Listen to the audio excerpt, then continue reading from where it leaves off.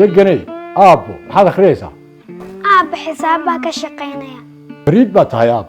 أب سؤال ما كويدين ها قبل يدي يويدي أب شاتي مثال وساسي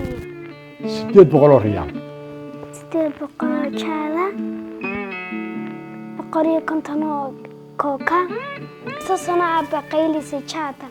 8 سنة عمري أب شاتي لح بريم باكار بحشان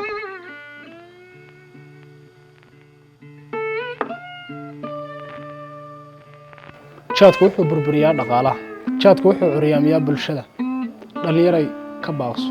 barnaamijkan waxaa soo diyaariyay xafiiska warfaafinta dowladda deegaanka Soomaalida